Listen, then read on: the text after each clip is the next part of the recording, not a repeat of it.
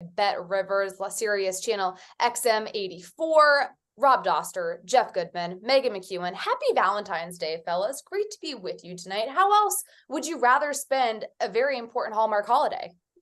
You have to spend it with us. Yeah, lucky me. What'd you get me? I'll give it to you Thursday. I'll buy you maybe a non-alcoholic beverage. There we go. Tonight after our Indiana women's basketball game that you will be commentating, and I will be sitting with my daughter and cheering probably. Your daughter's been killing it too, by the way, reporting on the Indiana women, the second-ranked Hoosiers on the women's side. That's right. We're going to start this night, gentlemen, with the Big East. Creighton, Providence, a double overtime win for the Friars. This one was really interesting down the stretch, especially from the standpoint where Providence made defensive stops when they had to. Rob Dauster, our Big East expert, what was your biggest takeaway from this win? I just thought that both of these teams are very, very good. I think both of these teams are good enough to make it to the second weekend. I think Creighton is probably, I've said this over and over again for like the last 2 or 3 weeks. I think that they are the best team in the Big East. I think they are the team that's best built for March in this conference. We saw a little bit tonight with the way that Ryan Nembhard and Trey Alexander were making plays off the bounce. I thought that Kalkbrenner was really good defensively, but, Providence, you go into that building, they just know how to win. Like, Jeff, we make the joke about them being lucky, right? They just know how to win in that place. Bryce Hopkins didn't play great, made the shots he had to make down the stretch. Devin Carter, he was pretty good.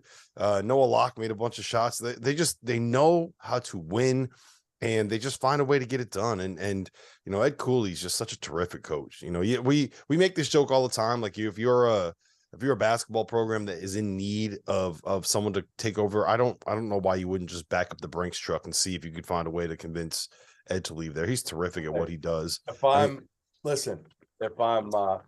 Georgetown, I tear one out, I give him the blank one, and just Ed, fill in whatever the number is, whatever it is, fill it in, baby, fill it in. Everybody right now is pausing their stream. They're zooming in on the screen. They're trying to figure out exactly what your account and routing numbers are right now. Can we clear that out of the books?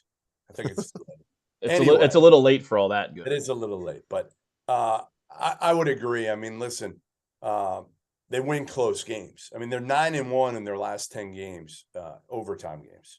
They're 14-0 at home. We're not calling it the whatever the hell it is, Amica Pavilion or something. We're calling it the Dunk because that's what it is. And I'm telling you, like, I was at Duke a week ago for the Duke Carolina game at Cameron. I'm not kidding when I tell you, the Dunk their student section is as good as the students, the Dookie, the Cameron Crazies, as good. Wow. Because they're drunker, first of all. They're more drunker, whatever you want to call it. That's number one. They're meaner, no doubt, not even close, because they're nicer down south. We know that. And they just only have, think about it, it's such a small school. You've got nearly the entire school at every game. And they can all pretty much get in, which is the nice part. But yeah, Cooley's done an unbelievable job. The fact that he's got this team right now within a game of the Big East regular season title, the lead, when he lost all five starters from a Sweet 16 team a year ago at Providence. Well, okay, let's qualify that, because Jared Bynum was his best player, and Jared Bynum didn't start last year. He brought him off the bench for multiple reasons. He lost five really good players. Lost five really good players, but that's what you can do in the transfer portal era. Right, but you need to get lucky. And obviously, to a point. But like, it's also it's kind of, if you are good at what you do, this is what the expectation should kind of be, right? If you're going to be a program that's going to be successful in this era, where you're going to bring in veterans and you're going to go into the transfer portal, you should be able to find a way. You don't have to win it every year. And with this win, I still think Providence is probably going to end up being like the 3 or the 4 seed in the Big East tournament.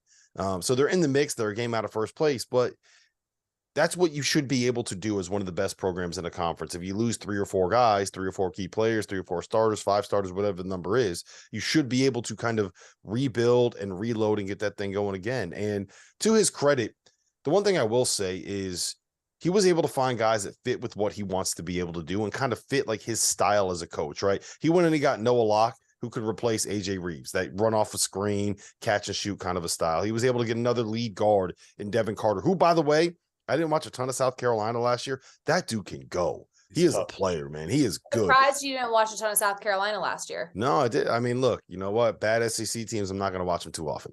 And then Bryce Hopkins, like, it's wild to think that the best player on Kentucky's team right now is playing for Providence. Like, just think about that. Think where Kentucky would be if they had Bryce. I'm serious. With what Bryce Hopkins is doing, like, think about how good Kentucky would be if they actually figured out how to use red-white game, whatever the blue-white game, whatever the hell they have. I was there last year, and I'm like, this kid's gonna be a dude, and he never played. And I'm like, what are you doing, Cal? He's kind of that new age forward, right? That, you know, he doesn't have a true position, but that's what works these days. Was he a 3? Is he a 4? Who gives a shit? You put him in the court and he's just a mismatch.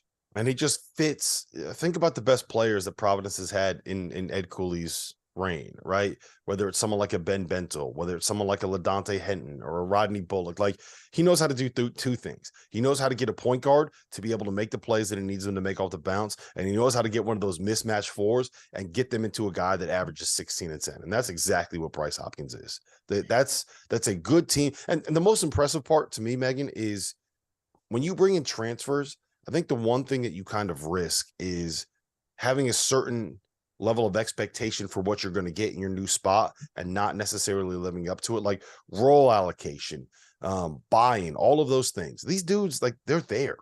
You watch them play and you watch them interact, and it's like they've been, you know, in that program for 3 or 4 years. He rebuilt this roster, but the culture and the identity of the team is still there. That's the most impressive thing to me. And he was finally able to do that. When you're in the transfer portal nowadays, you're in there for maybe 24, 48 hours. You don't, as a coaching staff, have enough time now to do your homework. You're trying to work with little information, but you're kind of taking a chance on these guys nowadays, saying, hope it works. No, his numbers are good. No, he's, you know, got potential, but where is that exactly going to lead? I do want to ask you guys this, because I feel like when we look at the Big East Conference as a whole, we have had so many different hot takes throughout this year. First, back in November, UConn was going to win it all. The Dauster hot take. Rob Dauster's wearing his UConn jersey on Field of 68 after dark. And then, you know, Creighton, we're hot on Creighton, then we're not hot on Creighton after they lose 6 in a row. Kalkbrenner goes out. And now Xavier, you got but Providence is somebody who has still been able to kind of consistently be in the mix a little bit. Are you surprised with how this season has shaken out from a standing standpoint, specifically in that top 4? I'm shocked that now Marquette could end up winning the damn thing, and nobody's. Are you kidding? Right? Think about it. Like, they're the one that slid under the radar all year. They could end up winning this thing, and again, the player of the year in the league, if they win it, should be Tyler Kolek. I mean, no doubt about it. How fun has he been to watch? Awesome. Freaking, he's got swagger. Yeah, he's what teams don't have right now, which is a guy who can set you up, and he can also pick his spots and score. But he makes the big difference with him, Jeff, is he's able to shoot it this year. He wasn't able to shoot it last year. Now he's a threat to pull you away from the basket. And it's not just Kolek. They found a way to modernize what they do, right? With Oso Iguodala with the 5, they don't have a post guy. You know, last year when they had Kurquath at the 5, they were more that, like, pressing. We're going to funnel everybody to the rim. We got the shot blocker. We're going to try to force turnovers. That's not really what they do this year. When they want to turn up the pressure, they can do it a little bit, but that's not really what they do. Like, Shaka went all in. He hired this guy, Nevada Smith, who was in the G League and was a D3 coach for a while, who's very into this, like, threes or layups, and we're going to modernize everything. And he's super into stats and efficiency and things like that. And they've really focused on, they've really focused on, okay, we're going to be a great offensive team. And that's not what you ever thought about when you thought of Shaka, right? When he was at VCU, it was havoc. They were pressing, they were trying to force turnovers, they were trying to full court press you to death. Like, it was Briante Weber, right? Turnovers, making it layups. When he was at Texas, it was still kind of the same thing. And the trouble that he had at Texas was you couldn't run that style without having guys that played in that program for 3 or 4. You needed bigger, physical, older, more athletic guys to do it. And it just didn't work at Texas when you had one and dones and guys that were coming in for a year or two and expecting to get out of there and go to the NBA. Now at Marquette, he's found a way to be able to build a system, to build a culture. Here's the scary part about this team, right?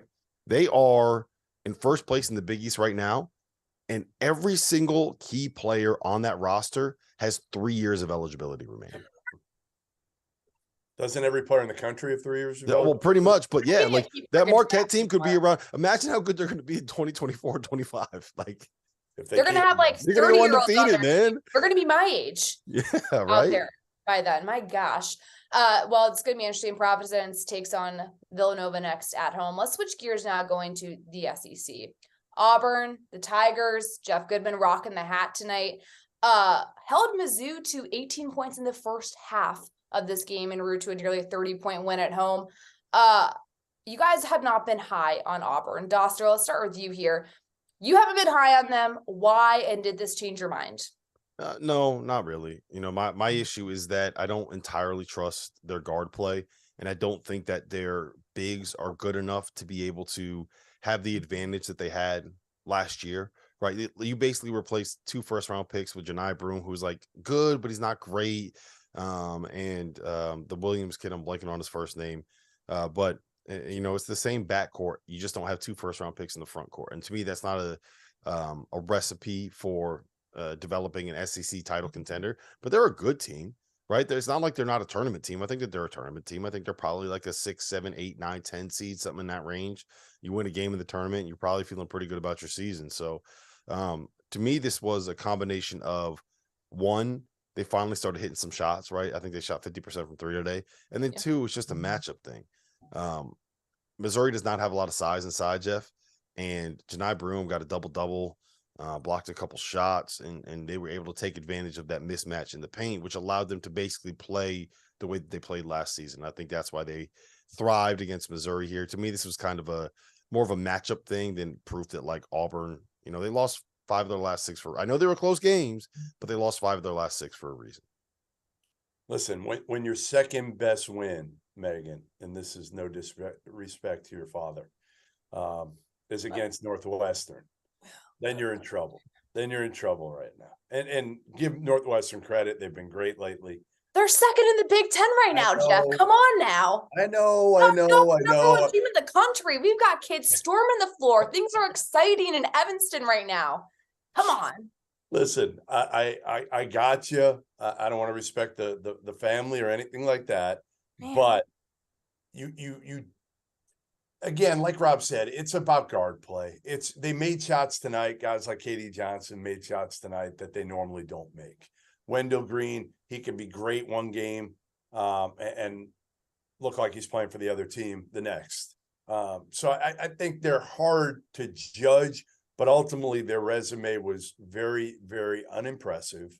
And they got a really good win and a convincing win tonight against a Missouri team that, frankly, you know, it's funny. We talked to Bruce, and we're going to have him coming up here in a minute, but he's raving about the SEC, and I just don't see it other than Alabama. I see a bunch of mediocre teams and some really bad ones at the bottom, really bad. Mm-hmm.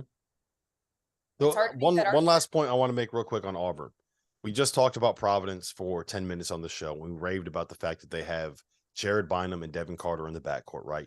2 guards that are really good decision makers that really understand what they're supposed to be doing in a certain system, that aren't going to make mistakes that burn you. Auburn's guards, I don't know if you can necessarily say the same thing. They're not. And it's part of the reason why, if you look at, we mentioned this in the interview, 4 of their last 5 games were losses that were basically 1-possession games. Mm-hmm. And I think that there's a reason why those 2 things go hand in hand. We've been talking about this interview long enough. Let's just get to it right now. Coach Pearl. Bruce Pearl of the Auburn Tigers joining us now. And Coach, I'm with the 2 biggest Auburn haters on the planet between Jeff Goodman and Rob Dauster. I'm just excited you decided to join us tonight. Man, listen, they're just out there doing their jobs. And, you know, the only reason why they're like known as Auburn haters is they just, you know, they're not sold on our team this year, and that's their job. And, you know, we got some real weaknesses. But and then our fans are at it, you know, then they're going back and forth. Look, I'm proud of our team. because of a couple things. Obviously, we played great tonight. We'll get to that in a second. But even going on the road to A&M and being in the last possession, going on the road to West Virginia, last possession, going on the road to Tennessee, last possession. I know we didn't finish, but you got to have a pretty good group, pretty good chemistry, pretty good toughness to be able to go on the road to those places and have a chance. And so I know we got their respect. They just don't think we're that good a team. Well, I might change my tune tonight. You guys, like you mentioned, 4 of your last 5 losses had been by basically one possession games. Some of them ended up 6, 8 points, but they were basically one possession games. Then you turn it around tonight. Missouri, a good team, a tournament team. You beat them by, I think the final score was what, 33, 40, whatever it was. What happened tonight? How did it click? You know, we it's been difficult because our guys were discouraged. They've been playing better basketball and losing, and that's just no fun. And then, but I was like, look, we're playing pretty well. Here's what we got to do against Missouri. They're a great offense. But I said, look, when we hold teams under 73, we win 17-1. We held Northwestern to 42. Northwestern's a good team. They're a great defensive team. I'm so happy for them as well. So we can guard.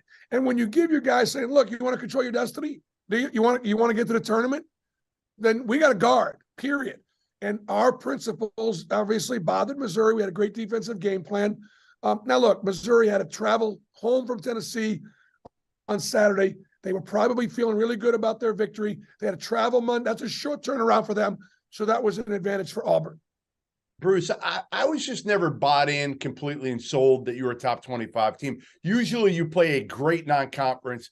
It didn't shape up as a great non-conference this year. I give you credit always when it's due, and I just felt like there were a lot of good mid-majors, not great ones, that were big-time resume wins. You really didn't have that on your plate. Tell me why you might be able to get this thing going and be dangerous in March. Well, Jeff, if we can continue to guard like we're guarding, if Janai Broome and Dylan Cardwell can be as dominant inside. Now, look, Missouri, that's not their strength. So we took advantage of their weakness. And then if we can make shots, I mean, look, we made 9 threes tonight. We shot it well. And that's a real key for us.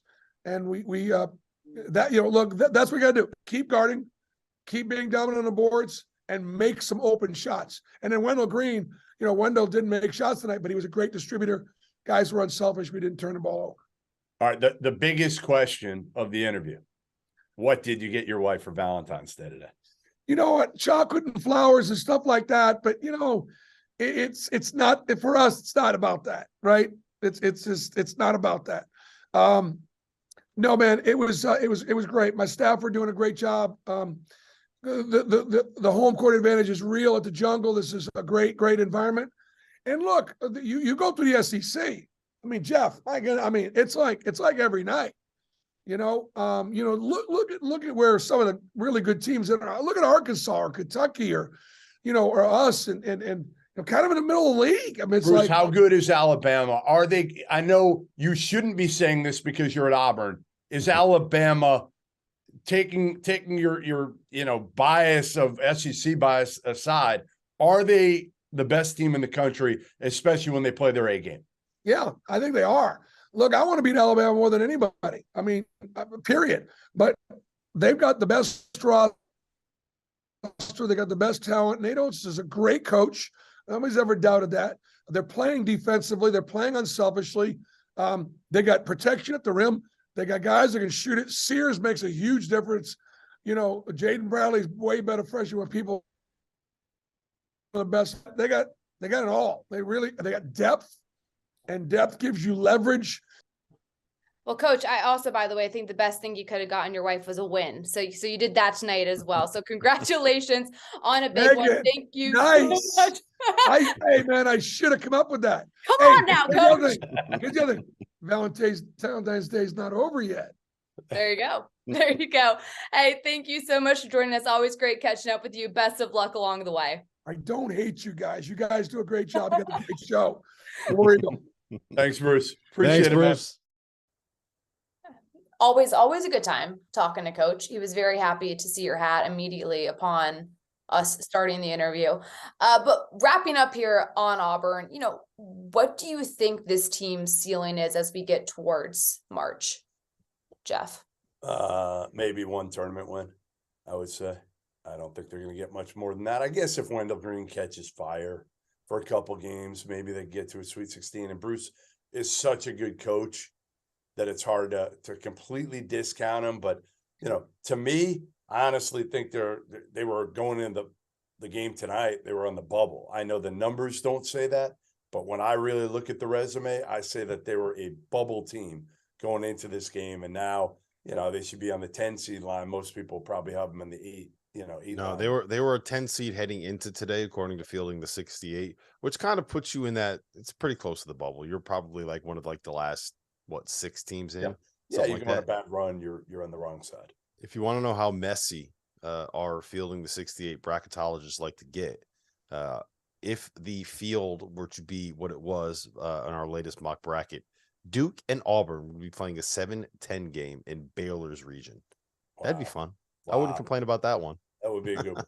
Not only would that be good, it's a great transition because we're about to talk about Duke, and the Blue Devils had a big win tonight over Notre Dame. And Coach K's first game back to Cameron Indoor since retiring. Look, I feel like we've talked about Kyle Filipowski a ton throughout, this season, but he really has been putting up great numbers pretty consistently for a freshman, Jeff. Yeah, except last game. Last game, he put up the goose egg, and they went right to him. First play of this game. He should have had 2 points. I'll tell you that. Yep. Yeah, he should have had 2 in the last game. He got none. Mm-hmm.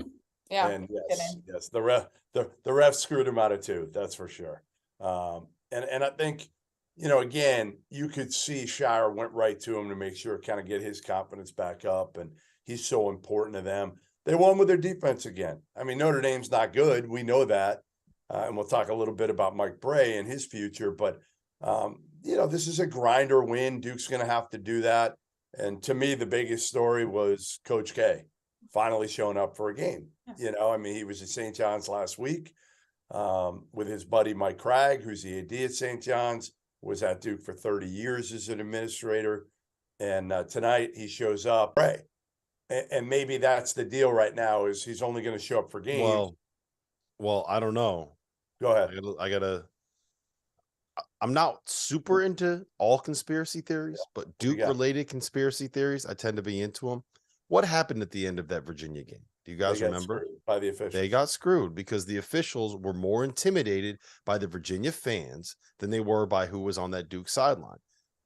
One game later, Coach K showing up to let the officials know, hey, look, I'm still part of this Duke program. That young guy on the bench, I know he looks like he's a high school junior, but I got his back.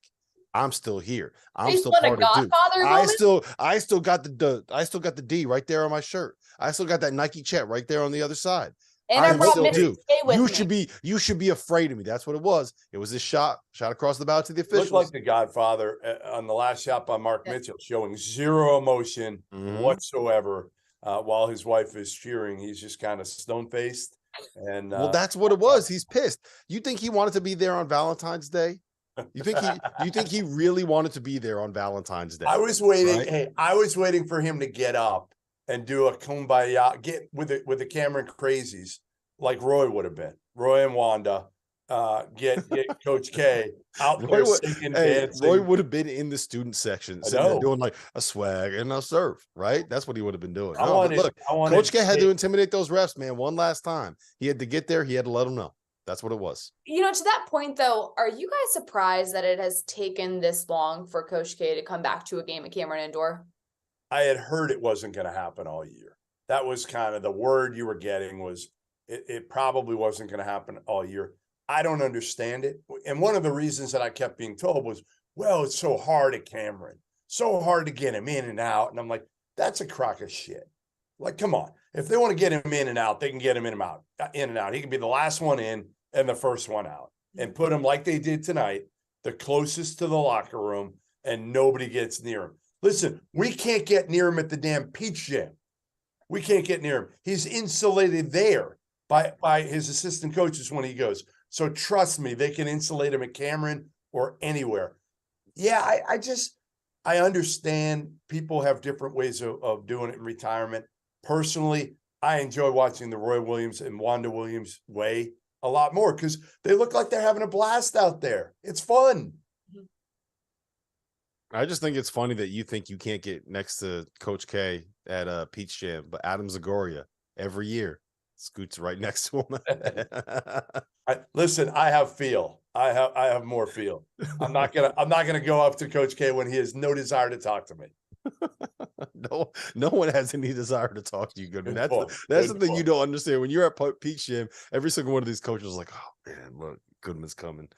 Pretend you're busy. Pretend you're. I haven't taken out a notebook in 10 years at the Peach Jam. That's all I know. Hey, did you break your news on Mike Brey yet? Did we get there? Did I break my news? Well, you broke news. I dropped my phone practically when I read that tweet. Mike Brey is retiring, but he's not retiring from basketball. What's going on? Yeah, I mean, listen, he went in, from what I was told, he went into Jack Swarbrick, the AD's office a month ago, whatever it was. And they basically just kind of had a kumbaya moment. And Mike was like, you know what? Yeah, we're not getting it done. Jack's like, no, kidding. We're not getting it done. And Mike was like, all right, you know what? I think it's time. He understood it was the best thing for Notre Dame to move forward, right? But he also understands that he wants to coach some more. And I think, this may motivate him a little bit more. The big thing, I don't know if he can get Georgetown or St. John's or one of those jobs. He's probably down the list a bit where, 5-6 years ago, he probably could have gotten either of those jobs. Georgetown, who knows, because of the minority factor, are they going to hire a black coach or not?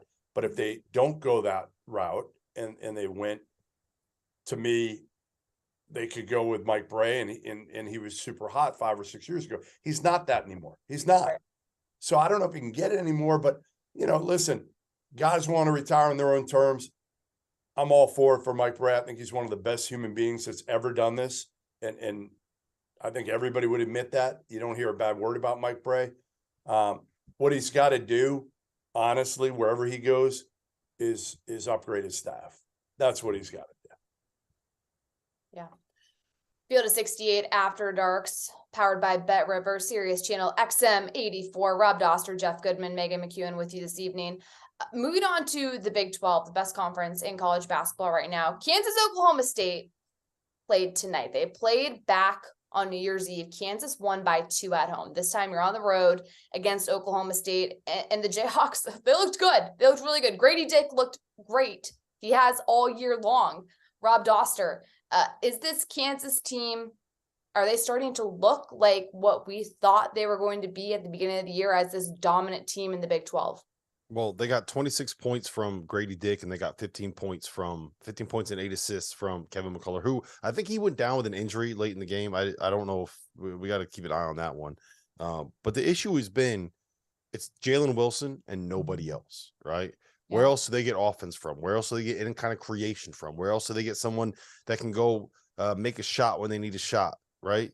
And tonight, DeJuan Harris didn't even play great, but when you got Grady Dick playing the way that he was playing, and you got Kevin McCullough playing the way that he's playing, and I want to put in perspective too, they scored 87 points on the road against an Oklahoma State team that is really, really good and has been really, really good. In the Big 12, they were 7-1 this season when Moussa Cisse, the defensive player of the year, when he played. They were 0-4 when he didn't play. This was a team that entered the day in the top 4 nationally in adjusted defensive efficiency on KenPom. Like they went, and Kansas went on the road. They've been struggling, and they put up 87 points on this Oklahoma State team with their star center on the floor. Like that is a really, really impressive performance, and one that I didn't necessarily see coming. And if we're going to get that Grady Dick and we're going to get this Kevin McCullough, then we need to have a very different conversation about what this Kansas team is going to be this year. Is Grady Dick the National Freshman of the Year, Jeff? Brandon Miller would argue with that, but he's second. He's the second best freshman. And the biggest thing for me over the last week or so for Kansas has been, when Jalen Wilson hasn't had his best games, they've found ways to win. That's the biggest thing. We talked about it all year. It's like Jalen and what else, right? They're so limited offensively. KJ's kind of bounced back a little bit. Again, Grady's been pretty good. McCullough had a typical Kevin McCullough night tonight. And like DeJuan Harris can have one of those nights like he had tonight if everybody else is contributing. And their bench, Yesufu had 8 points tonight. The two bigs combined for 4 off the bench. At least they're getting something out of their bench. There were times where they were getting absolutely zero. Mm-hmm. Yeah, and look, honestly, I don't look too much at the bench when it comes to what can a team do in March, right? It's mostly how good is your starting 5, and do you have pieces to fill in when somebody needs a blow, or if someone gets in foul trouble, right? We talked about Creighton, they basically play 5 guys. We talked about Providence, how deep do they really go? I don't think you necessarily need a really deep bench. You just need someone that can come in there and give you some minutes if you need those minutes. And I do think that what we've seen from Ernest Uday and from Zuby Ejiofor, like those guys are at the point now where they can get it done. And look, as much as we've talked about Kansas and as much as we said, I don't know if I trust DeJuan Harris, I don't know if Grady Dick can be that guy, I don't know this, I don't know that. Well, before going on the road and beating Oklahoma State, who was an 8 seed coming into today, who is a top 30 team on KenPom, who is one of the best teams in the Big 12, who is currently came into today a game out of first place in the loss column. Kansas was already a number 1 seed. And now they're tied for first place in the Big 12. They're 21-5. So for all the criticisms and questions that we have for losing 3 in a row and 4 out of 6 at one point this year, like, man, they're still pretty damn good. That's still Kansas. There's still Bill Self on that sideline. Like, what do they need on the floor? Serious question. What do they have to do on the floor for us to be like, Bill Self's on the sideline? Nah, I'm off Kansas. I'm off. Like, I don't think that we could run out there. Megan, you could run point. You got me and Jeff on the wings. You got Dagan at the 5. And I'm pretty sure. Yeah, Dagan at the 5? We got Dagan at the 5. And I'm pretty sure. You had me until Dagan at the 5. Well, here's the thing, Goodman. We can't put you at the 5 because you're soft. Okay. Hold up. Me at the 5. Me at the 5. Dagan's got a Philly streak in him, right? Me at the 5. That's true. You got me at a good week. Still crying. You got me at a good week. Crying from his Eagles last night. Which, by the way, bullshit penalty call ended the game. Thank you, Megan. I'm with you, Megan. Wow, Megan. Tell me how you really feel. Yes, this is a Kansas section. We're doing a Kansas segment right now, and you're sitting here and you're saying the Chiefs shouldn't have won the Super Bowl.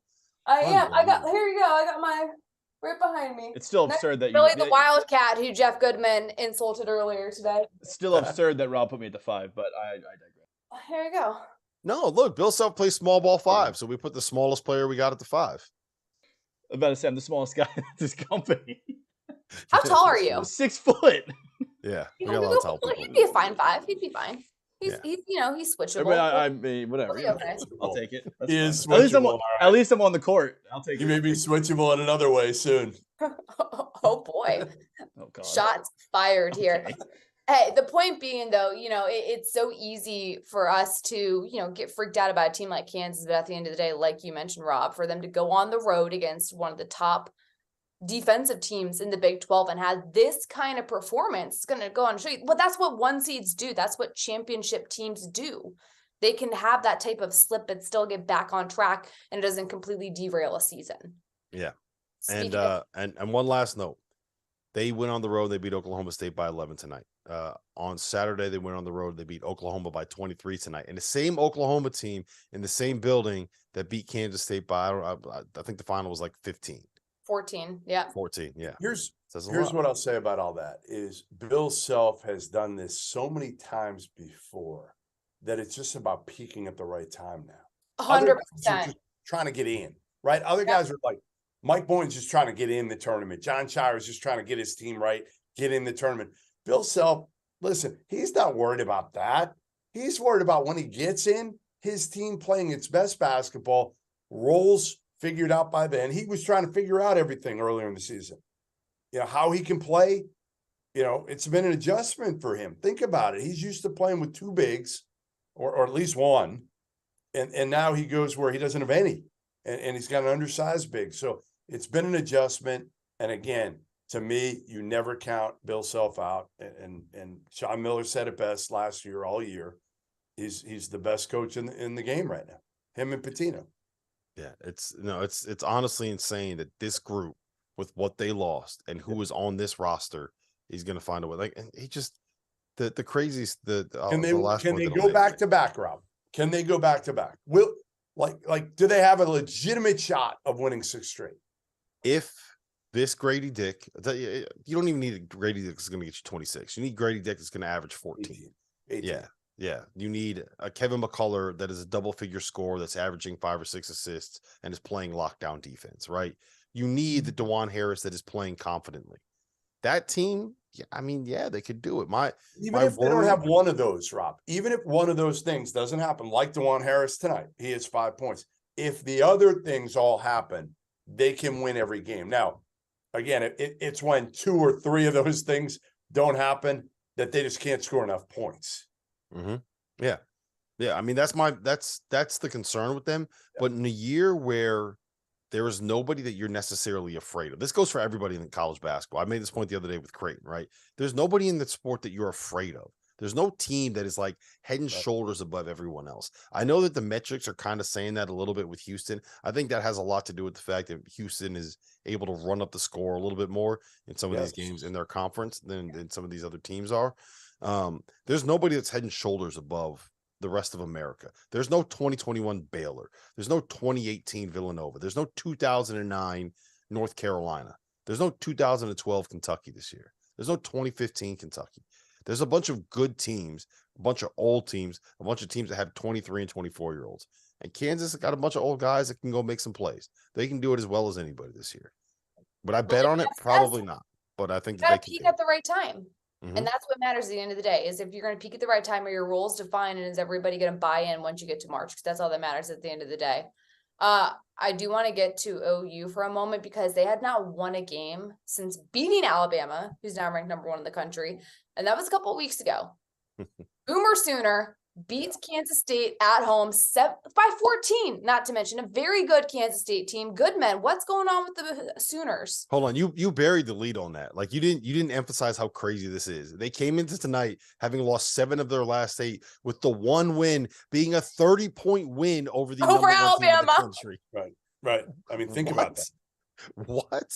Yeah, I mean, listen, I think it's as much about Oklahoma as it is about Kansas State. And Kansas State, they've been so good, and they were so good for they were 17-2 at one point, right? 17-2. They got out to such a good, and again, the non-conference, they weren't playing a ton of great teams. So they built up their swag a little bit there. And then you get into the heart of Big 12 play. They get the win against Kansas at home that Rob and I were at in Manhattan. But then you get to, Big 12 play, and you get hit a little bit, right? You lose at Hilton Coliseum. You have to go to Kansas, right? Texas beats you at home. Then you got to go to Lubbock last game and play a Texas Tech team that's getting healthier, that's hungry. They're embarrassed. And now you go to Oklahoma, who's also, they have talent. Like, you put Oklahoma in, I don't know, put them in. Say the SEC, because that's where they're going. Yeah, okay. So put them in the SEC. There you put go. them in the SEC. They're in the middle somewhere. You're exactly right. Mm-hmm. They're in the middle. So again, it's not a horrible loss losing at Norman. I just think it's a quad 1 loss. Kansas it's a quad State 1 loss. Think about that. Overrated. It's a quad 1 loss. They were overrated, but they had won the games to warrant being rated where they were. You just knew they were. Them and Iowa State, you kind of knew they were going to fall a little bit. Yeah. The secret's out a little bit, because Marquise Noel is, when you're 5'7", you can be like game plan for a little bit, right? Like, it's just what amazing it is. To see him in person, Rob. Yeah. When we saw him in person, weren't you like, holy shit, he's tight. Yeah. I mean, you can kind of game plan against smaller players like that. I think it's also important to note they won 4 overtime games. They're 4-0 in OT. Like, they're basically, each one of those 1 possession games, you hate when people say this, but it's a little bit of a coin flip. There's a little bit of luck involved with winning close games like that. They could all have gone the other way, and we could have the very same conversation about this Kansas State team at 15-10. So I still think that they're good. I still think they're a threat, but I think that they are coming back to earth a little bit now. Having lost these 2 games, it's the wrong time for them, because here's how they finish up the season, right? Or here's their next week: Iowa State, Baylor, Oklahoma State. That's their next 3 games. Like, good luck. Big 12. It's stupid. Yeah. 2 are home, thankfully for them. But to that point, it's like, did they peak too early? You see what they did Yeah, at the 2022. it's kind of You know what? probably yes, but that's If because they snuck up on some people. Like they get in when the you tournament, it's a hell of a year. Like if you had told Yeah. anybody going into the season that Yes. Kansas State would get into the tournament, you would have been like, "Holy crap, that's incredible!" I said job that by they the would. Brooklyn. I thought that they would get in the tournament. I would like to I still said it. see that. I did. What's I'll send you the Big 12 preview. Yeah, but like I didn't think that they would be this good. Like I was thinking like they first four, right? And they're way better than four. Where do we have them right now? I'm fielding the 68. I think they're like a 4. They're a 3 seed, so they're a lock. They're Right. getting in. They They'll could lose probably out. fall And to they're a getting in the 4 tournament now, and they'll probably Yeah. end up being a 5 or a 6. Yep. which is Yeah, great. Oh, it's an amazing. You know what? Oh, look, Amazing. we're gonna talk about it a little later, like where Jerome Tang like ranks in your, coach of the year conversations. He's done a hell of a job this year, considering the fact no one was talking about Kansas State, who, by the way, has the best jerseys, I think, in college basketball right now. I You love like the those? light purple. I love the light purple. Yeah, Oof. they're It's they're sick. sick. It's pretty Really? cool. The Those are ones they wore tonight? Those? Yeah. Wear 'em Yeah, the tonight. light purple ones with like the dark purple lettering. Yeah. And then like the dark purple outline. Yeah, oh, yeah, those they're sick. are sick. All right, who else? So you said they might have the best. Who else is in that rank for the best jerseys that you've seen, Megan? I'll tell you who had the worst jersey tonight, Wisconsin. I hate that jersey. It's black with the it's not good. That's You gonna know be who's my got elite jerseys? The baby Who? blue Marquette jerseys. Those are sick. Yeah, the baby With blue the- Marquette with the- ones are really nice. Yellow, navy, checker pattern down the side. I mean, like And I it's also like hard to go ahead. Well, I was gonna say I like the throwback ones that have the script too. Like Duke has script throwback jerseys. Kansas has script throwback jerseys. The Michigan State ones that just say state in the cursive lettering, those are really nice too. On Am I that allowed note, to say just that wanna- to you as a Northwestern fan? Am I allowed to say Of that? course you can, but There you go. just in general, thinking about everybody affected by the Michigan State terrible atrocity that happened last night. So I know that hits close to home for a lot of people. So we're thinking about them. Let's switch gears for a moment to New Mexico State. I know, Goodman, you've been reporting on this, done a great job on it. Greg Heiar has gotten fired amid an investigation into the team. There have been allegations of 3 players hazing a younger team member. What has developed over the course of the last couple of days?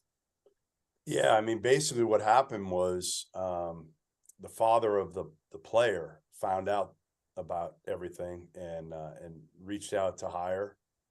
Heiar didn't even respond to him. He then spoke to the athletic director, and then he decided, I'm going to go to the police and trying to protect his son, because this has happened. It started about a week or 2 after the incident in which Mike Peake killed a New Mexico student in self-defense, but killed a student. And this hazing situation started. And according to multiple sources that I've talked to, it was basically these 3 players telling this kid to take off his clothes and doing things to him. Obviously embarrassing things. And with the whole team watching, and just disgusting, like absolutely despicable things.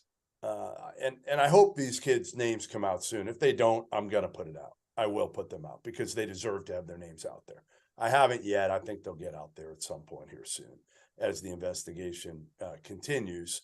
And all the players have now, most of them have been questioned. And so Greg Heiar gets fired, and, listen, he never should have been hired in the first place. And to be honest, this is a guy who worked for Greg Marshall when they were at Wichita. Heiar was his assistant when Greg Marshall punched a player named Shaq Morris, punched a player. So I was going through this whole deal and reporting on it 3 years ago, and called about 50 people. Greg Heiar was one of them, because I was told by several players that were there that Greg Heiar was right there. He saw the punch. So I called Heiar and asked him, said, Greg, first of all, you didn't do anything back then. I said, so, love to talk to you on or off the record now. You saw the incident. You saw the punch. What happened? Wouldn't say anything to me. You know, and this is, you know, come on, man. Like, even off the record, you can't go there. You can't go there and at least confirm that, yes, that did happen. Wouldn't say anything. So I lost all respect for him then. And obviously how he's handled everything within this program now. Not that I had any respect for him at that point, but just a joke of how you can be a leader of men or anything like that. Like, no, you shouldn't work around kids. You're done. You're done. You should be done forever. Yeah, the thing about the situation for me is that Greg Heiar should, like, he was lucky that he still had a job, right? Because think about the situation that happened in the road trip to New Mexico. He had players getting a brawl at a New Mexico State, New Mexico football game when they were in the stands. When they went to New Mexico, this kid, Mike Peake, was so concerned about being on that campus that he had to bring a gun with him on the road trip. Let me say that again. He went on a team road trip and brought a gun with him because he was worried about being confronted. Then he was catfished and brought out of the room by a girl that he was supposed to meet, and he was jumped by these players while he was carrying the gun with him at 3 o'clock in the morning on the campus of the team that they were about to play. Gets in a fight, gets jumped, ends up shooting and killing somebody. Then they tried to cover some of that stuff up, right? Part of it was like they were hiding some of the technology, some of the devices that they had. Part of it was not being forthcoming with where the weapon was, trying to get the players out of town and out of the program and back on their own campus on the team bus. There's a video of Greg Heiar telling a police detective, like, I don't know how to contact a player on my team. I don't know how to get in touch with them. And also saying, right? I barely know the player. You know, Yes. I've only known him for a little. Come on, man. Like, he was lucky to survive. Like, he shouldn't have survived that. No. If you're a coach and that happens in your program, like, you shouldn't survive. You had a player bring a gun on a road trip. What are we even talking about? And then you didn't And you use still it. had your job. It's then how you handled everything post that. Like, that can happen to your program. But again, after the brawl, there was nothing done. Like, and then how about, I mean, I'm told also that something's going to happen. The 3 players who picked up Mike Peake in the Camaro, there's going to be something that happens to them soon. I'm told as well. There'll be some, I don't know what the punishment will be, but those 3 kids, like that, and those were 3 different kids. So you got Mike Peake, you got the 3 kids who picked him up in the Camaro. These 3, they don't overlap at all. These are 3 different kids who did the hazing. And here's the biggest thing. They finished the season. They were 2-10 in their conference. They were 9-15 overall. Worse than that. Well, they're 2-10, and then they're going to forfeit all the other games, so they'll end up 2-16, right? At New Mexico State, do you know how hard it is to be that bad in New Mexico State? It's traditionally the best job. Yeah. For Yeah, 20 last year, Chris Jans had New Mexico State at 27-7, and they beat somebody in the NCAA tournament. I don't remember who. We don't need to have a conversation about that. You know, I got a little too much PTSD coming from that. Year before that, they were 12-8. They lost in the finals of the WAC tournament. Year before that, they were 25-6, and the tournament got canceled. Right. Year before that, they made the NCAA tournament and they lost to Auburn in the first round. Year before that, they were in the NCAA. Like, this is. Hey, Rob, go to the tournament. You win the WAC at New do? Mexico State. You know what they got to do? Get rid of everybody. I like the AD. I like Mario. But the other part is, and I don't know if you know this, Megan, the women's coach was at Wichita State, and she was fired at Wichita State, and he took her at New Mexico State. So this is a program issue. And to me, what you got to do now is absolutely just cut bait with everything and start over and get a coach in there who can bring in a completely different outlook, high character kids, a high character coach who's never had any issues. You know, a guy like a Tim Miles would be great for New Mexico State. He's at San Jose State, never had any issues really. He'd be good at a place like that if he'd even take it. But somebody like that, that's what you need. A New Mexico State, New Mexico rivalry game between Richard Pitino and Tim Miles. Oh, yeah. On Fox Sports 1, mic'd up, all access. Content does not get better than that, ladies and gentlemen. The content does not get better than that. I'm gonna talk it into existence. Manifesting. We're just manifesting right here. Manifest it. But at the end of the day, well, first off, my father's first head coaching job ever was at New Mexico State. Really? No. Took him to the NCAA tournament, then he went to George Washington afterwards. Oh, I didn't know that. Yeah. So we're sitting here mansplaining how good New Mexico State is to Meghan, and she's just sitting here like, oh, I know, guys. So all right, the question then, Meghan, when he was there, was this the perception? Have you talked to him about this, about New Mexico State and what it was like then? I never did, but we haven't talked about it, and that's a good point. Obviously going to be a conversation we'll have to have, but from what I know, it was a great job though, from the standpoint of you can win that conference and you can get kids in, which is so important. But at the end of the day, as the coach of a daughter, as the fiance of a coach, you are in charge of taking care of young men and women, no matter where you are. And so if you're not going to do that, yes, it's about X's and O's. You got to win games, but you're taking care and you're developing people in a very vulnerable state. And if you're not going to do that, what are you doing? And it's so important. It's on the athletic directors to really do their homework. When you are going to hire the next person in charge, are they going to be a high character person, especially after all the shit that's happened here? You have to get somebody in that has a clean record, that's going to be up to snuff, and is not going to deal with this BS, because this should have never happened.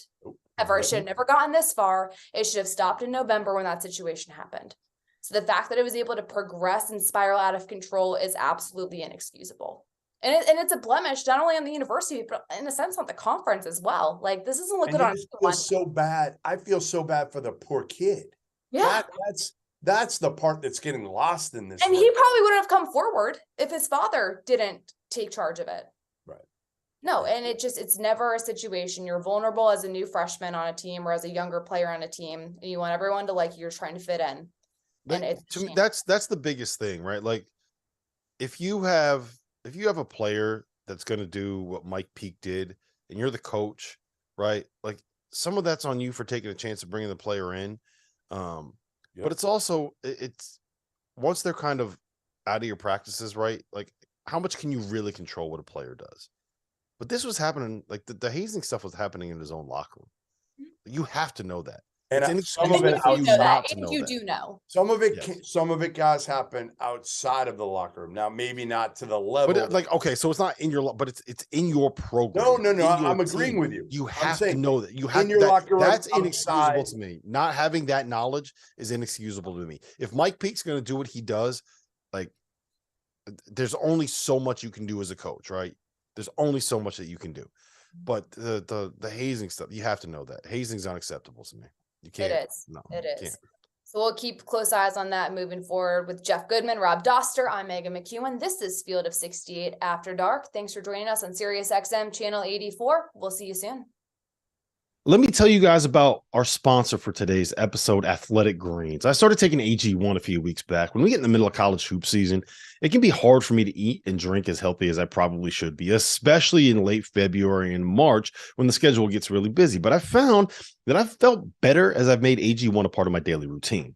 I take AG1 in the afternoons after the coffee is worn off and once the itis post-lunch is kind of set in. And what I found, my energy levels are up. It's improved my digestion. And as a result, I'm not only more efficient and productive in the most important time of the year for me and for the Field of 68, but I'm working out more consistently. I just feel better. AG1 is so much more than just a greens powder. It's comprehensive health and the power of habit in one. Covering my nutritional basis for the day literally could not be easier, which is why I trust Athletic Greens. I just mix one small scoop of the AG1 formula with water, and I drink it every single afternoon. Done, just like that. I also like that it only costs $3 a day. The price is right. If a comprehensive solution is what you need for your supplement routine, then Athletic Greens is the answer. They are giving you a free 1-year supply of vitamin D and 5 free travel packs with your first purchase. Free! Just go to athleticgreens.com/field68. That's athleticgreens.com/field68. The link is in the description below. Check it out. Support the Field of 68 and feel better about yourself. Back to the afters with Rob Dauster, Jeff Goodman, Meghan McKeown here. Guys, it's time for our game. It's Valentine's Day. And with it being Valentine's Day, and this game we're about to play, the game is Dinner Roses Card Ghosted. We're going to name a couple categories. We're going to ask you, who are you going to take to dinner? Who are you making that great reservation for at the steak restaurant? You're ordering dessert. You're ordering a bottle of wine. It's all fancy dancy, good times had. Who are you sending roses to? You know, not the full effort of the dinner, but, you know, you're going to make the effort to pay for, you know, maybe a dozen roses to send on their way to surprise your secret someone. A card, because that's the cheap option. Actually, that's a lie, because the cheapest option is the last option, which are you just going to ghost? Who are you ghosting out here on this Valentine's Day? So let's start with the Blue Bloods. And for this practice, our Blue Bloods are going to be Duke, UNC, Kentucky, Wisconsin. We know they're not a Blue Blood, but, you know, for all intents and purposes, they are tonight. Who called them a Blue Blood? It was on a CBS sports graphic the other day, and we posted it and said Wisconsin's not a Blue Blood, and I think that was the most viral tweet that we've had this month. Like it ended up getting like 5,000 retweets or something like that. We like clicks, and so they're now a Blue Blood for our Valentine's Day. So that being said, you know, Rob Dauster, let's start with you. Who are you taking to dinner? Who am I taking to dinner? I'm taking John Shire and Duke to dinner. He probably doesn't want to go to dinner with you, but yeah, he does. He definitely doesn't want to go to dinner with you, but I'm taking him. That's what I'm doing. No choice. Yeah, he's got no choice in this game.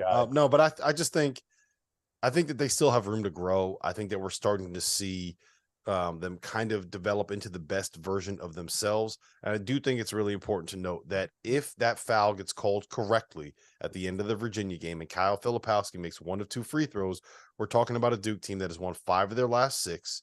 One of those wins, North Carolina at home, another one of those wins on the road at UVA, who everybody thinks is the best team in the conference. And I think we would have a very different, the metrics and the numbers and all that wouldn't be all that different. We'd have a very different vibe about what this program is in this moment. I'm giving roses to Cal and Kentucky. I still just think that they're close, right? I still think that there's enough on that team where if they get things going in the right direction, they can get in the tournament. And that's a team where if you get in the tournament and you get a right matchup, they might be able to make a second weekend. I would not be surprised to see them as like a 9 seed, win a game, and then pull off an upset against like Houston or something like that. Like, would you really be that shocked if that ended up happening this year? I don't think anybody would. So I'm going to give roses to Kentucky. I'm going to give a card to North Carolina.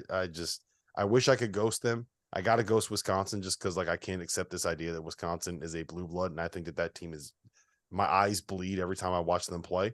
So I'm going to give a card to North Carolina, because if I write something that's just nice enough in that card, right? If I just have the right couple of words that I string together, then maybe everybody on that team will like each other again. That's why I'm going to give them a card.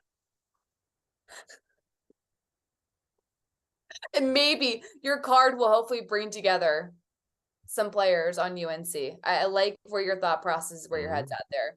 Jeff, trying, man. I'm doing what I can.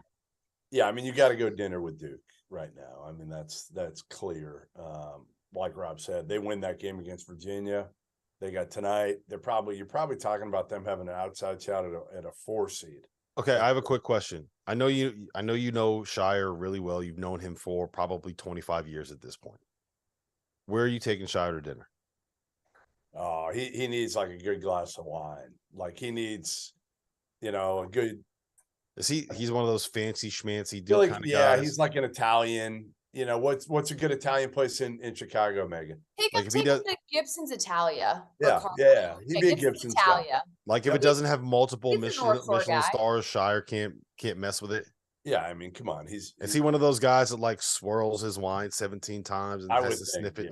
Yeah, you think Shire's that guy? I could see it. No doubt. He's a Duke guy, of course. I'd go roses for Carolina just because they've done it before. The only thing I'd say is I just saw 2 games ago Caleb Love look awesome. Look like the Caleb Love we want to see all the time. Now I know he wasn't great last night, but I saw it. I think it's there. And again, if they get in, hey, listen, they did it. Maybe they can find that magic again. Kentucky, card, and only because I think they got work to do now, and every game they could lose. Legitimately, you look at almost every game in the schedule. Kentucky could lose, and obviously ghosting Wisconsin. What are you laughing at, Rob? The funniest comment I've ever seen in the chat came in. It said, "This is Goodman. Goodman. This is a quote from Walt Harris. I'm going to give the deed to my house to Sean Miller. I'm going to give my Ford Pinto to Sean Miller. I'm going to make dinner for Sean Miller. I'm going to give Dauster a Sharpie to color with." Nice. Oh man, what do you got, Megan? Oh man, I'm with you guys. We're taking Duke to dinner. Yep. Enough said. You know what? I'm gonna really jive things up here. I'm gonna give some roses to Wisconsin because they beat Michigan tonight, and you know, And there was no post-game fracas. Big Ten bias right there. oh Big no, Ten it's bias. 100% a Big Ten bias, and that's what I was about to say next. Is the Big Ten bias is going to come out? I'm going to give a little love to the Badgers. I'm going to give a card to Kentucky because I think they played well at times. I'm a really good hosting Carolina. Wow. I really do not enjoy watching the Tar Heels play most of the time. Yeah, I'm with you. I really don't. I don't enjoy this team. Like I can't stand watching Caleb Love take 27 shots and they're bad shots. They're really frustrating for me to watch. So just they're ghosted by me. All right. If you have nothing nice to say, don't say anything at all. Somebody once said. Let's go to teams trending down. All right. So your options here are Rutgers, Kansas State, Iowa State, Clemson. Goodman, we'll go reverse snake. So I want to make sure I get it right here because so I'm taking to dinner the team that I like that I still feel the best about. Yeah. Turned, right? Yeah. So I'm gonna go with Kansas State. Okay. Still for dinner, just because I feel like they've got 2 dudes. You know, like we talked about Noel. I know he's small, but they got Noel and Keontae, 2 dudes, and a coach with a ton of energy. So I'll go Kansas State there. I will go roses to Iowa State. They went to Sweet 16 last year. Totally different team, but they're tough as shit. Now, Rutgers is too. So it's tough to tell a difference. Iowa State and Rutgers, line them up. It's like same deal. They're going to kill you. Like neither one could score at a great clip, but they're tough. And Clemson, I'm going to ghost. I'm still not sold on Clemson. Yeah, you got to ghost Clemson. I don't know how you don't ghost Clemson at this point.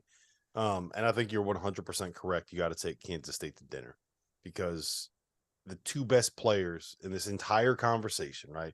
With all due respect to PJ Hall, with all due respect to Paul Mulcahy, with all due respect on whoever you want to say is the best player on Iowa State. I don't know if there is a best player. I think that they're just a program, right? I think the 2 best players in this conversation are Marquise Noel and Keontae Johnson. Yep. And I think I would also make the argument that the best coach in this conversation is probably Jerome Tang. So I disagree with that. I'm going to fight you on that because he's still 3/4 of the way of his first year. Okay. I mean, that's a preposterous statement. I'm taking Steve Peichel, honestly. We're looking at this group. How is it a preposterous statement? Because he's 3/4 of the way through the year and you just like anointed him as John Wooden. I didn't. Okay, that is absolutely not what I did. You were like, that's not what I did. I anointed a guy whose career at Iowa State is encapsulated by a year where he's sitting at 7-5 in the Big 12 and a year where he went 7-11 in the Big 12. A guy that's a coach at Rutgers, right? And a guy who up until this season was probably going to end up getting fired. Like if he doesn't get in the tournament, he's going to get fired. Okay. It's not a crazy thing to say that I think Jerome Tang might be the best coach out of that group. You want to say Steve Peichel? That's fine. I'm not going to push you back on it. It's the middle, like picking between Rutgers and Iowa State is like, it's the same thing. It's like picking your favorite brand of spinach, right? You're not going to love either answer. You're not going to hate either answer. But if you put a little bit of salt on it and you saute it up just right, like what's the mayo? Could you put some mayo on it, Rob? Why would you put mayo on spinach? How do you put mayo on everything? No, I put mayo on sandwiches, and sometimes I like to use it. By as the a way, binder on a what steak. brand mayo do you use? So, I tend to stick to like the Hellman's light mayo. Just you kind of the healthy option. The healthy option of mayo. Healthy option. Rob's splurging though. Hellman's, that's the expensive kind. No, Duke's is the expensive kind. What is Duke's is the you don't know anything. Goodman, just you can't talk mayo if you're not big in the mayo. Duke's mayo? I don't know. You don't know what you're talking about with mayo. So I've had Hellman's. Wait until we get to the catch-up conversation and just kind of sit down. All right. Wait. So who are you giving a card to then? Whoever, like, we'll go. I'll give a card to Rutgers because I'm in the state of New Jersey, and then I'll give roses to Iowa State. Okay, cool. I'm taking Kansas State to dinner as well. Giving roses to Rutgers because I've been on record saying they're my favorite team in the Big Ten, and I just love the way they defend. Love Steve Peichel. Big Ten bias coming out there. Giving a card to Iowa State, and I'm ghosting Clemson. With you all 100% on that one. Hottest team in the country. You've got. Hold on, real quick. Marshall in the chat just said, "I wouldn't be surprised if Dauster snuck mayo onto his ketchup bagels." Yeah, that is true. That is true. We ignored the most foul of Dauster's eating habits. No, it wasn't. It is. Wait, foul. you put ketchup on your bagels? No. Okay, Megan, no. He puts ketchup on cinnamon raisin bagels. What? No. What? No. Is that true? Megan, don't listen to these idiots. It is true. I will put ketchup on a bacon, egg, and cheese. On a cinnamon raisin bagel. Still. I'm very anti-ketchup on eggs. I don't understand. I will put ketchup on a bacon, egg, and cheese. Okay. And if that's on a croissant, if that's on a plain bagel, if that's on a salt bagel, if that's on a cinnamon raisin bagel, I'm going to put ketchup again, please, for me. Croissant. Yeah, they ain't letting you into France if you're going to put ketchup on. Or if they hear him say croissant. Yeah, croissant. Croissant. That's pretty good. That's how you say it. Croissant. Great job. That's so nasty. Oh my gosh. I don't know if Ben from Kentucky's being serious in the chat, but he just said Miracle Whip and banana sandwiches are amazing. I hope that's not true. Oh, God. Let's continue with the game because we're going to be here all night. If not, all right. This next one is brutal. This next one is the hardest one by far. Like the first two have been kind of easy. Yeah. This next one is awful, Megan. Well, who are you going to take to dinner? You want to Have you read through who it is yet? Yeah, sorry. I was on my way and then we got caught up talking about ketchup on croissants. So nasty. Okay. Indiana, Creighton, Miami, Baylor. This is honestly awful. It's like picking between all my, if I had 4 kids that children. I like before. Luckily I only have 1 kid and most of the time I love her. I would say I'll start with Baylor because of their guards. Okay. 3 guards. I don't, defensively they're not great, but neither is the next team. So I'll take Baylor to dinner. Plus, I know Scott Drew's going to pick up the check, so I'm going to take Baylor to dinner. I think the next one, I'm going to go Creighton. And again, tough one. After they lost tonight, yeah. Roses to Creighton. They've won 8 in a row before tonight. Nobody wins at Providence at the dunk. I love their starting 5. Indiana next, giving a card to, man, like, I love Trace. Like, I got to say, like, I enjoy watching that kid play so much right now. He is just a man-child out there. And he's playing really well right now. Oh, and it's like the confidence, the toughness, all of it, the athleticism we've seen. Yeah. And then, honestly, Miami, who I said earlier today in a show with Di Gottlieb, I think there's an outside chance they could go to a Final Four this year. I think they're older, they've got really good guards, and I think Jordan Miller might be as underrated as any player in the country.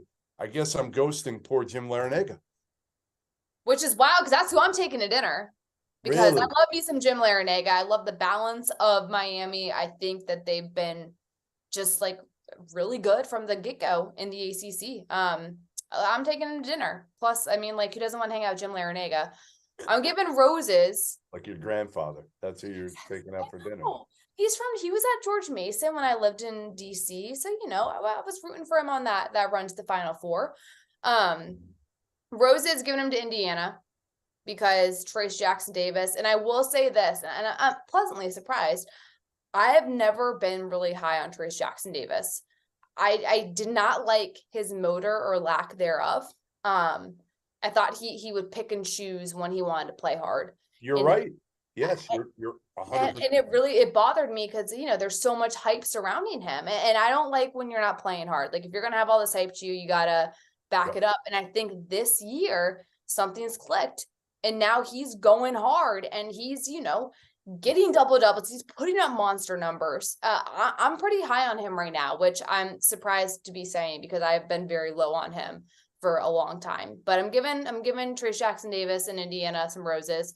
I'm going to give Baylor a card because, you know, they deserve a card. And only because this was a really hard category, I'm going to ghost Creighton because they lost tonight. Okay. All right.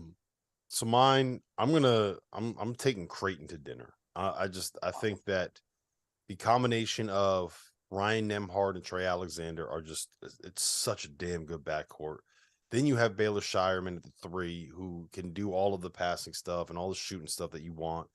Arthur Kaluma might end up being the best NBA prospect on that team at the 4, and you got Ryan Kalkbrenner at the 5. That they are, out of this group of teams, I think the best suited to make a deep run in March because they have great guards. They can score offensively, and they are really, really good on the defensive end of the floor. The best combination of those two things. I'm going to give roses to Indiana. And I mean, you guys mentioned Trace, but for me, the biggest thing is you get Xavier Johnson back. You got Jalen Hood-Schifino. All of a sudden, you have 2 guys that can kind of be lead guards. You have 2 guys that can play off the bounce. 2 guys that are 6'5" and 6'6", I believe. Trey Galloway, great role player. Tamar Bates knocks down shots. Miller Kopp knocks down shots. Race Thompson knows his job, knows his role. Jordan Geronimo knows his role. Like, you have role players in there that can kind of do a job around maybe the best player in the country over the course of the last month, and 2 really good guards. So I'm giving roses to Indiana. I'm going to give a card to Baylor. The biggest reason I'm giving a card to Baylor, we've seen Scott Drew win a national title, right? Love their guards, and I think that the return of Jonathan Chanwa-Chachua makes me a little bit more bullish on the idea that they can be improved defensively. They're the best offense in college basketball right now. They rank outside the top 75 in defense. I mean, Scott Drew had to go all the way back to his 1-1-3 zone, that junk zone that he ran out there when he had like the Isaiah Austin teams that just did not play any defense, the Perry Jones teams that play no defense. We saw that again on Monday night. So I'm gonna give a card to Baylor because I think they have the best chance to defend. And like, I hate doing this because I really like this Miami team, and I think you're right, Jeff. Like, I think they could be a Final Four team, but I got to ghost them. Like, I don't know. They got worse defensively from what they were last year, but at the same time, like, Jim Larrañaga just finds way to, like, he wins in March. It's brutal. It's brutal picking against any of those 4 teams, but I think I have to go with Miami 4th. I hate myself for it though. I love you, Jim. That's my job, is to make these questions good here. Now that one was awful. Yeah, that one. Okay, well, Coach of the Year, guys: Matt Painter, Shaka Smart, Randy Bennett, Nate Oates. You want me to go first? Yeah, you can go first. I'll go quick. On this. Dinner Bill Self, Hall of Famer, one of the best. That wasn't even an option. Oh, we didn't do Bill Self. No, he's not on the list. Painter You're just Oates. making stuff up now. Made it up. Play the game, Goodman. I had it written down already. Sorry. Who was the 4th? Painter, Oates, Shaka, and who? And Randy Bennett. All right, Randy Bennett. Got it. Thanks Your for listening, suggestion. Goodman. Sorry. Thanks for paying attention. All right, Dinner, Painter. Maybe not a Hall of Famer. I know people hammer him a little bit, because you can't get to the big one. What I will say is nobody does it cleaner than Matt Painter, and has been at the highest level. And if damn Robbie Hummel didn't get hurt, he probably would have made a five. Hummel doesn't get hurt. He has a national title on his resume. Sorry, Right, I Robbie, I agree. love you. I but agree. He's got a national title. Robbie I'm Hummel with you. doesn't get hurt. Rose, And look, real quick, just one note on that. It's going to happen eventually. He's too good of a coach to not like every coach in America is the guy that can't win the big one until they win the big one, right? Yep. We said the same shit about Mark Few. Before that, we said the same shit about Bill Self. Before that, you said the same thing about Jim Calhoun. Before that, you said the same thing about Lute Olson. Like, it's gonna happen. You just need enough chances in the NCAA tournament. Yep. Roses, Randy Bennett. Yeah. He's such a good coach. He does not get the credit he deserves at all. If you've been in Moraga and St. Mary's, it's freaking amazing what that dude has done there. Coaching, like going to one of his practices is the best thing. I went to one right before the pandemic hit. I was out there doing a game, and I remember sitting there just being like, I wish everybody could experience this. He's just how he handles his players, the skill level that these guys have. He doesn't overcoach. He doesn't jump them. He just teaches really well. Card, Nate Oates. And I hate to do this with Shaka, but I'm going to ghost poor Shaka. My 4 was exactly yours. Exact same. Just with Matt Painter, I do want to add what I love about Matt Painter is the fact that he is set on, I am recruiting players that want to come here for 4 years. I'm not going to recruit one and done guys. And it has been a recipe for success. And in this day and age, that you don't see that anymore. You just don't. To his principles. He doesn't alter. He doesn't sell out. Yeah, never. I love that. And I think it's really important. And same thing, like when you go, like, he's tough on his guys and they don't really transfer. He coaches them. I mean, like some of them do, but like the great ones stay. Yep. And he has been so damn consistent. I think he's one of the best, and we're not like necessarily, we don't see as many Matt Painters anymore, and there needs to be more of them in the game. Rob? Yeah, I'm gonna take Matt Painter to dinner. I just, no one had Purdue as anything close to a Big Ten contender. No one had Zach Edey as anything close to a National Player of the Year. No one had that backcourt as being good enough to help Purdue win a Big Ten. And it looks like that's all that stuff's going to happen. So I'm going to give it to Matt Painter. I'm going to take him to dinner. And you're right about Randy Bennett. Like, he's on pace to win the WCC. We all thought Gonzaga was a top 3 team coming into the season. He's got a freshman point guard. Randy Bennett's going to win the WCC. The resources of St. Mary's compared to Gonzaga. Yeah, well, yeah. I mean, I get all that, but like, Randy Bennett to me, I'm taking him to dinner. I'm going to give a card to Shaka Smart because Marquette was picked 9th in the Big East this season. And right now they're sitting in first place. If they beat Xavier tomorrow, then they are going to be all alone in first place, have the inside track to win the Big East. And I hate doing it. I got to ghost Nate Oates. I can't wait to tell him. I might text him right now that you're ghosting him on Valentine's. I mean, yeah, he's going to be like, what the fuck are you talking about, Goodman? Why would you text me something this weird? Like, he's not going to understand it. But I mean, they've done a great job. They're number 1 team in the country, but like, we kind of had some expectations for him coming in. So that's the way it works. There you have it. Well, great job, everybody. Dagan, we have any questions in the chat from tonight? Of course, we have questions in the chat, and there's been I got to do it because we didn't talk about them in the game. We wanted to include them, but obviously we did this. But talk about Pitt. Obviously, been a team that's been on the rise, capable. Probably could have been the conversation for Coach of the Year. Pitt could have been the conversation for hottest team of the year. Just your thoughts on the Panthers so far this year, and obviously today got a big. Well, I guess a big win over Boston College. It's not. They're all over first place in the ACC right now, right? It's a win for Pitt. However you get a win right now in the ACC, it's one step closer to Jeff Capel probably locking down a contract extension after being fired. Most of us had him fired going into the year, and they're gonna. I mean, what are they right now in our? They got to be a 9 maybe at this point. Right now, they are sitting at 10. Yeah, so they might have moved up. They're 9-10 right now. So they every win, and it's not just the win; it's if you lose at home to Boston College. That kills you. That puts you very close to the bubble if you lose. I think they're all alone in first place in the ACC right now. The Pittsburgh Panthers, Amazing. in the year of our Lord 2023, on February 14th, on Valentine's Day, they are all alone in first place in the ACC. It's amazing. And here's the craziest part. Who do we think was going to be their best player this season, Jeff? John Hughley, and he hasn't played at all. Yeah. He played, I don't know, 5 games. And who did we think was going to be maybe their second best player? Dior Johnson. Oh, yeah. I completely forgot about him. I forgot that he existed. Like, think about that. And they started out, they lost 3 of their first 4 games. Yeah. So they're sitting here. Jeff Capel's done an incredible job. Incredible. Yeah, they won 18 of their last 22 games, all alone in first place in the WCC. And I remember we had Mac on talking about it once. I think it was after when they won at North Carolina. And he basically said, like, with Jeff Capel teams, like, they're going to show up and they're going to be tough enough to win the fight. Like, you don't have to worry about that. He's got tough dudes. He is a tough dude. He coaches a tough program.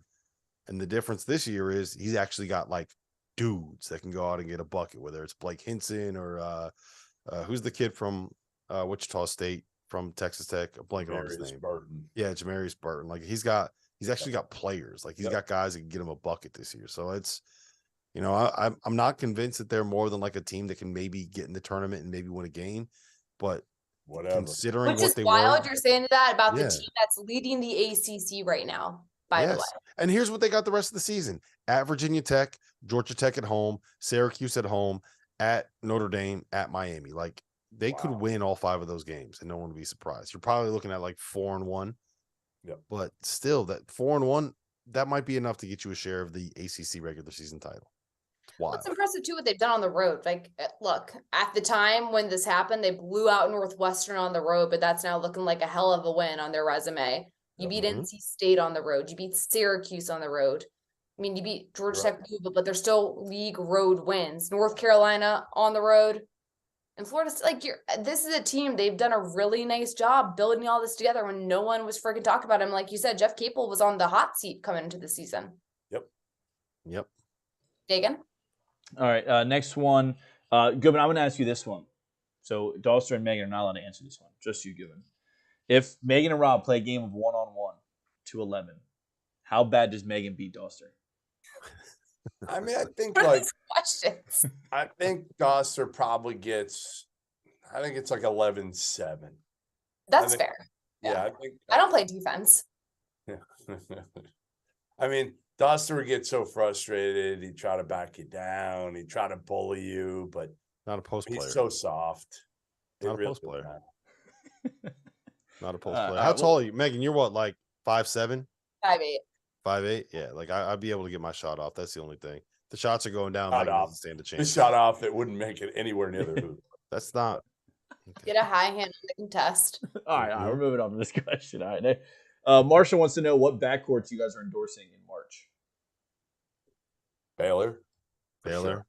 Miami. Let me bring up the top so we can kind of roll through it. I love Alabama's backcourt in March. I know I don't know if that's a hot take or not, but I just love what Mark Sears provides. I love the combination of Jaden Bradley and Javon Quinterly. I love their backcourt. Really like Creighton's as well. You know who I think we're kind of sleeping on a little bit? Texas, their guards. Yeah, but Marcus Carr still scares me that he might have one of those games, and Tyrese Hunter can't really shoot it. I don't know. We'll see with Texas. I'm not quite sure. How about TCU? Yeah, Mike Miles, Damian Baugh. Yeah, I mean, they got a chance to be pretty good. Yeah, I mean, I like it. I would say Baylor's is a notch above everybody's.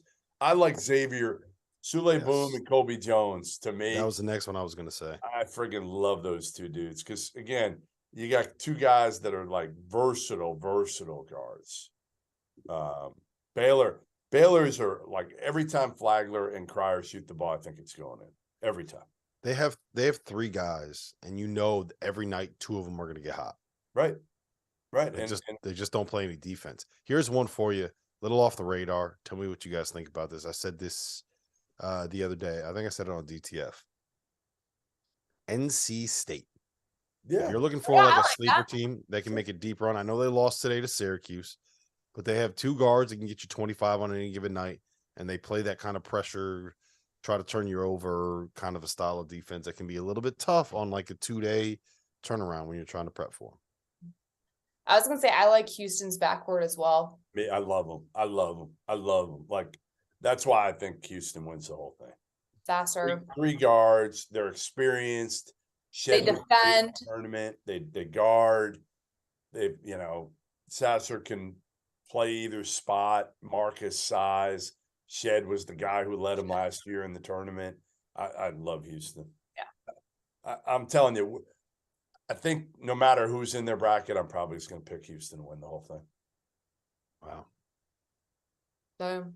All right, our final question, and I'll let you guys get to toasts. Our guy David Bentley wants to know how many ACC jobs will be open at the end of the season, over or under 2.5. Ooh, over or under 2.5. Here's the thing to me. Well, there's already one. Mm-hmm. Right. So basically, you got to have 2 more. Pastner, yes, I think that's 2. I don't think there's another one that. Well, I mean, again, Boeheim, we'll see. And there's some guys that could move. Brad Brunell is an interesting one because before the season, it was basically getting the tournament or bust for Brad. But I wonder if Graham Neff, their AD, if he's one of the final 2 that don't make it. Like, Graham's a good dude. I don't know if he fires Brad Brunell if he gets that close to getting in. I'll go.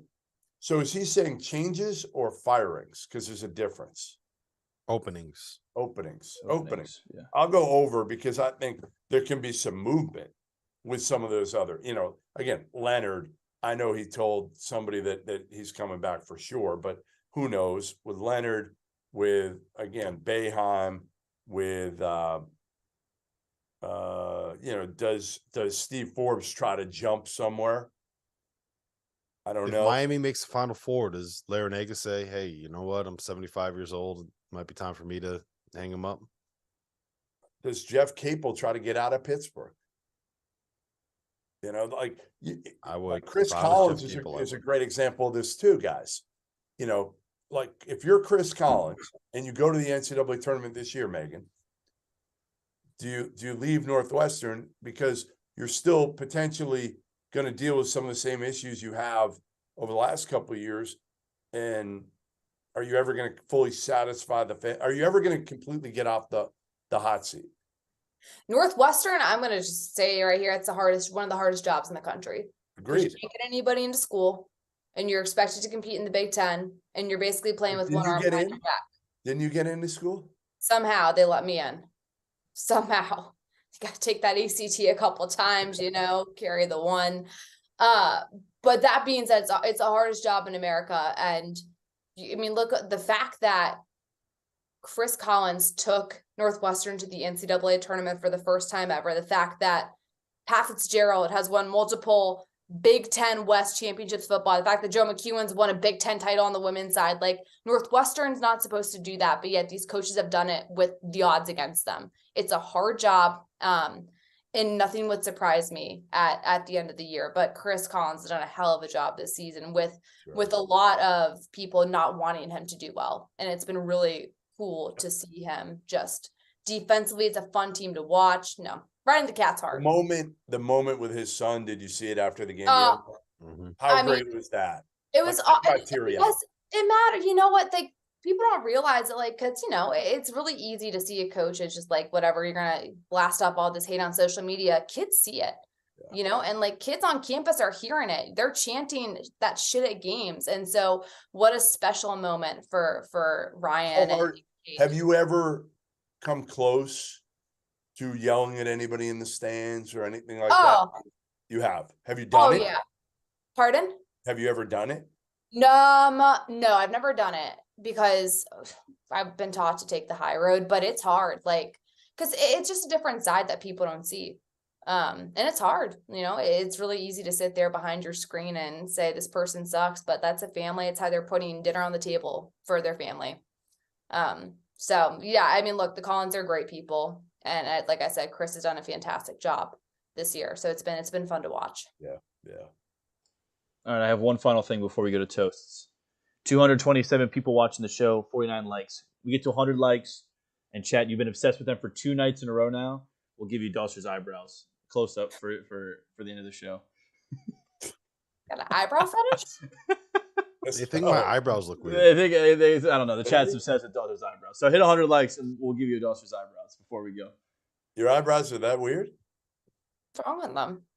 I have no idea. They're like the most. The chat has been obsessed with them for 2 straight days. I don't know. Yeah. So we'll give them what they want if they hit 100 likes. Now I'm going to start looking at it when I see it this weekend. I'm going to be looking at your damn eyebrows. To get a little I think it's just the camera. I mean, I don't think they look. I have no idea. Like I've never have never heard anybody say anybody ever commented in your eyebrows before. No, never good, never bad, never positive, never negative. I think literally I didn't even realize I had like weird eyebrows. Bad. I don't know. I mean, you don't have a unibrow by any means. No, you're definitely not Anthony Davis. Yeah. No. Yuli, Right. I am also not in a pissy mood, so relax. All right, you can do toasts. Toast. All right, I'm going to start out, make it easy here. Jalen, Mr. 41, Pickett. We didn't get to talk about the Big Ten tonight. I know. We're going to hit on Jalen Pickett right now. What a shame. What a shame. I got a fun fact for you, Goodman. So Penn State heading into tonight had the longest drought in the NCAA between 40-point scorers. Last time someone scored 40 points for Penn State was 1961, 62 years ago. Where did you get this stat? Do you know who currently has the longest drought between 40-point scorers? I do not. Who? Megan, do you know? Northwestern. Last time they had a 40-point scorer was 1964. That makes sense. Yep. I'm surprised, I'm surprised my guy John Sherna didn't break that at some point. He probably had There's 30. decent I bet scorers. Jordan had like 32 or 30. Yeah, like right there underneath. That's a fun fact though. Okay, That's cheers. a good Jalen fact, Pickett. right? Cheers to Jalen Pickett. All right. Do you want to go next, Megan? I can go next. That's fine. Yeah, I'm gonna go to the mid-major, and since it's Valentine's Day, give a shout out to my fiance, Patrick Wallace. Loyola Chicago got a big win on the road at UMass. We'll take everything we can get, especially road wins in the A10. Go Ramblers. I would like to correct you on one thing. What? The Atlantic 10 is not a mid-major conference. You can't call it a mid-major. Atlantic 10 is not a mid-major conference. What are we officially calling it? Not a mid-major. Not a mid. Anything but a I mid. know. You know what though? What's funny is that Dad was at George Washington for 19 years, and he always said not a mid-major conference. See? It's not a You mid-major. didn't listen to him. Yeah, you I should have didn't listen listened. to It him. didn't No. stick. No, It didn't Listen stick. to That's the your kind of thing you got to pay attention to. that's the one thing you don't listen to everything. Sometimes you're a daughter. Yes, I know that. Selective listening. Selective I'm gonna listening. talk I'm about going through that 100 right now with my 3-year-old, Megan. Trust me, it's not. Just you wait. You know, She's going to be calling the A10 a mid-major conference. she's going to be doing a lot worse than that. I can probably tell you that. All right. So my toast of the night is going to go out to one Grady Dick, 26 points, 4-9 from 3. If he's going to play this way, we said it before. I think that makes Kansas much more dangerous team. I think it makes them a much more national title favorite, national title threat. So shout out to Grady Dick. Make sure you go and check out our merch store.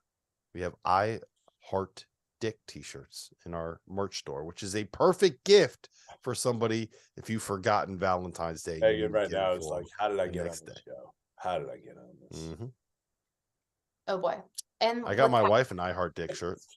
She likes it. She modeled it. It, Megan. That is true. She She did model it. That is true. Yeah. what does she say about your eyebrows? Literally nothing ever. Ever. You know this is never going away now, Dust. You know that. Yeah, No. It's sticking. It's the strangest thing I've ever heard. Chat never forgets. Trust me. I know that. I know that better than anybody. I think Yuli never forgets. All right. That'll do it. We're out. We're out. Field of 60 after dark. Happy Valentine's Day. Happy Rob Valentine's Dauster, Day. Jeff Goodman,